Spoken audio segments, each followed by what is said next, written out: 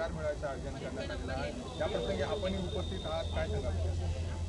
सर्वप्रथम मी दीक्षा जाधव मॅडमचे आभार मानतोय की आज मी आसावरीमध्ये राहून 1 वर्ष झालेले आहे. तर आसावरीमध्ये तसंच इकडच्या फेज 2मध्ये आज दीक्षा मॅडमनी एक दीक्षा फाउंडेशनतर्फे एक ॲम्ब्युलन्स दिलेली आहे, जेणेकरून ती कोणालाही फ्री ऑफ चार्ज होते.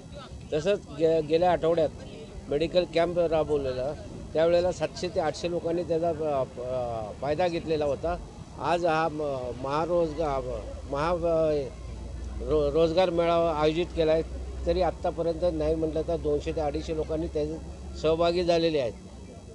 मी यातर्फे मॅडमला दीक्षा मॅडम जाधवचे आभार मानतो. तसेच त्यांनी जास्तीत जास्त आमची अपेक्षा इकडे नगरसेवक व्हावं आणि आमच्या या आसावरी मारवा धनश्री यांना योग्य ती चांगल्या प्रकारची सेवा द्यावी ही विनंती.